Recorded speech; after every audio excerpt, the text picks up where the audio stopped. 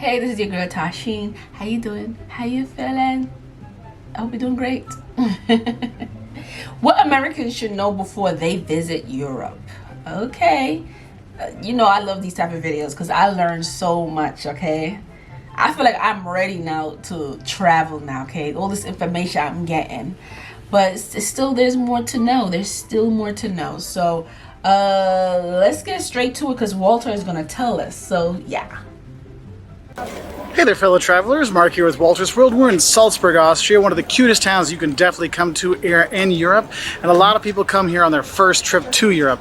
And so today what we have for you are kind of 11 tips or 11 little things you should know about Europe before you come so you can have a better trip. And this is really for those first-time travelers to Europe so you know some of the differences out there to get you more ready. Now, the first thing you probably want to know about some of the differences is the toilet in Europe. Yes, you can still sit down in the toilets in Europe. That's not a problem. Only once in a blue moon will you find a hole in the ground, like a porcelain hole to go potty in. You're gonna have the same toilets, but the thing is, it's the flushing that's a little different. In the US, you know, we have that little handle we pull down on. Here, you usually have buttons. A small button, that small button is for number one, okay, if you gotta go pee, and the big button is if you have a big job, okay? So we have some, this here, I've seen some of these toilets. I've used some of these type of toilets here in America. Certain places here, certain stores, certain places here, people have these type of toilets. So, yeah. Sometimes you also see like a one dot and then two dots. Well, one dot is for number one, two dots is for number two, okay? Another thing is if you're going to public toilets, not everywhere in Europe, but some places in Europe, they do pay for toilets. You know, you have to pay to go in, maybe 50 cents or €1, but that usually means they're pretty clean. And I would say overall, public toilets in Europe are way cleaner than the US. Like, I don't feel like I'm gonna get some disease going to the bathroom here as I do in some places. I mean, if you're gonna pay for it, it better be clean. You're paying for it. Roadside places in the US, okay? So first thing is a little different are the toilets. So be ready for those buttons.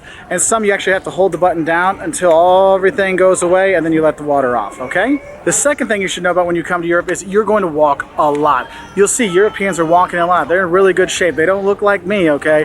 They're walking, they're fit and all these things. And when you travel here, you will do the walking too. You're not driving around. You're not taking taxis everywhere.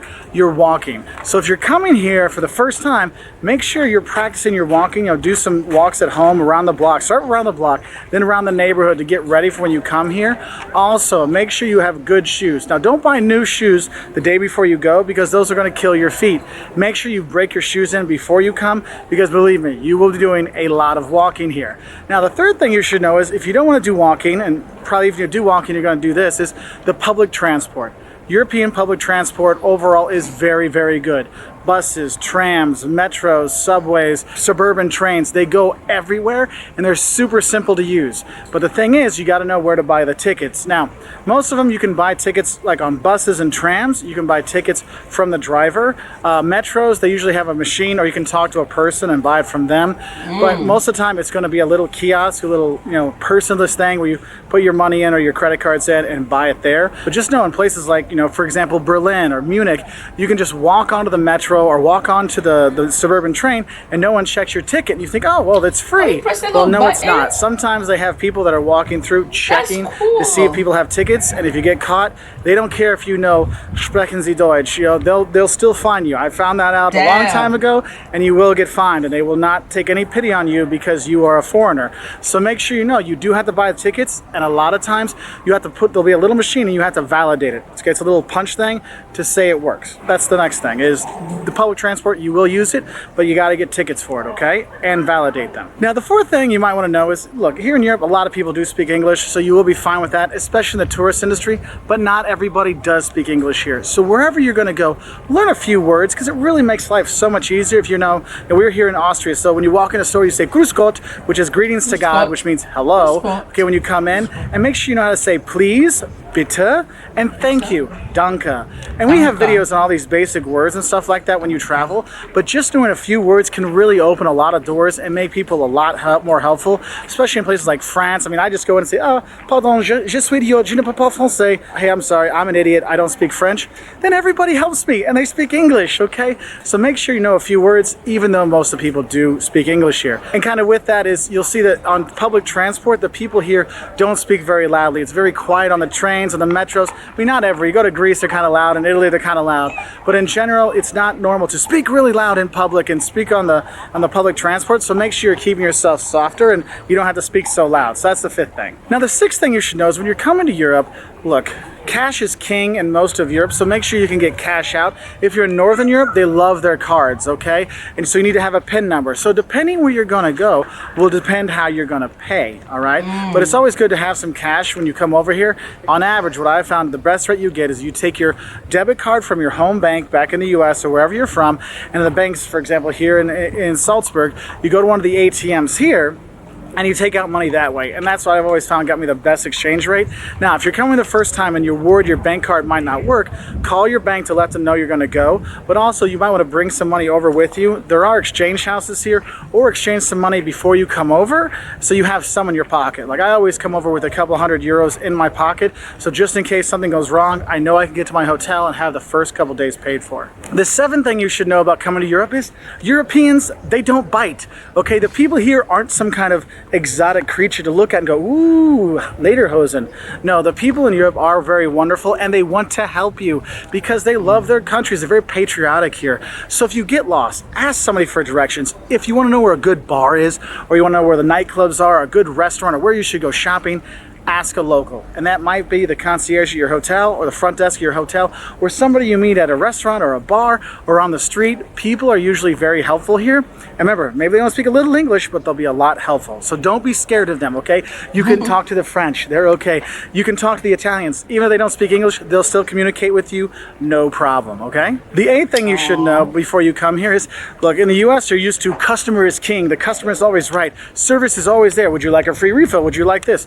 In Europe, it's not the case. The customer isn't king. Service isn't the same in Europe as it is in the US. Okay, they don't care as much about the customer. They're not coming back to you. And no, there's no free refills in Europe. I'm sorry, but there's no free refills. And so what you should know is, hey, don't expect the over-the-top, I love you, please make my life better by giving me a big tip. Food culture, eating out culture, tipping culture, you have in the US, you don't have that here. And therefore the service isn't as good. However, you can still get very professional service and sometimes very nice people and stuff like that, no problem. And also tipping is a country by country thing. For example, here in Austria, they make a good wage, but you still tip about 10%. Germany, they make a good wage, you tip maybe 5 to 10%. You know, if you go to, you go to Sweden, you don't really tip and they make a good wage. So you kind of see there's a differences where you go. And we have videos on lots of countries comparing Austria to the US or Belgium to the US. And you can see, do I tip? How do I eat? These kind of things. And that'll help you out. But just know, service, you're not king here, okay? The ninth thing you should know are the elevators. Now in the US, you're used to taking elevators everywhere. I'll just tell you now, make sure you get a few laps on the Stairmaster before you get here because you are going to be walking up a lot of steps here. A lot of walking. It's not Europe is not super handicap accessible or limited mobility accessible, okay? So get ready for lots of steps, but also the elevators here are a lot smaller, okay? You're not gonna get a family of 4 in the elevator at the hotel. You'll get 2 and maybe a piece of luggage up there, okay? And don't be surprised if you got an elevator where you have to actually pull the middle door open to get out. Now, no, it's not everywhere, but just one of those things, be ready for it, okay? Also, a lot of times in Europe, the ground floor isn't 1. 1 is the first floor up. So if you got a room that says, 128, you're like, oh, I'm on the ground floor. No. Oh, no. You're on the first floor, i.e. the second floor in the US. So you got to walk up a flight, okay? We here in America is different. They consider the ground floor the first floor. So yeah, I'm glad that he pointed that out. Okay. The 10th thing that I see a lot of people do is they go to open a door and they walk into it, or they don't know which way to go, and they'll walk away from the door and not go into the store. What you'll see is when you come here, some doors are push, some are pull, some you're just not sure, and it doesn't always make sense. So if there's a place you want to go in and you see people there and you can't get the door to open, instead of push, try pull. Instead of pull, try push. It sounds super silly, but I've seen people all over here like walk into doors because they thought it was a push and just went bam, okay? So be careful with that. And the 11th thing I'd like you to know before you come is, look, when you get hotel rooms and you get a single room, a lot of time it's a single bed, like a twin bed, okay? If you get a double room, it's 2 single beds. It's not like when you go to the Holiday Inn and get a double room, which has 2 big queen beds or king beds. Hotels here are much smaller. The rooms are smaller, the bathrooms are smaller, all kinds of stuff, okay? So just know the beds are going to be smaller, and also, if you get a double bed, it's basically 2 twins pushed together, and there might be a crack in the middle that you might lose your children, which we had before, and actually I think I lost my dad once too, in the crack. So just so you know, those are some of the little differences before you come, and then they're not going to be such shocks when you get here, so it's a nice little easy, oh okay, now I know some of these little differences, so I'm better prepared. What are some other tips that you have for people on their first trip to Europe? Please put in the comment section below so we can help other travelers have better times abroad. If you like videos like this, we have 10 things that'll shock you about Austria, 5 things you'll love and hate about going to America, tips on travel hacks and ways not to get ripped off, all on our website at waltersworld.com. Yeah, oh man. I'm glad that he told me that. It's gonna be a lot of walking. A lot of walking, Tysheen. It's gonna be a lot of walking. Wow. But there's nothing wrong with that, you know. We need to be in shape, okay? That's the problem with us here in America. You know, we're too spoiled. Like, yeah, we're spoiled. We don't have to do a lot of walking over here, but walking is good for you, okay? Walking is good. But thank you, Walter. Thank you, Walter. Yeah, so if, like you said, if there's anything you would like to add, like comment below, let me know, let everybody know. And also don't forget to subscribe to my channel, so go down there and subscribe, and I'll put Walter's information down so you might want to see more of his videos. And yeah, and check these videos out I have here, and I'll see you later.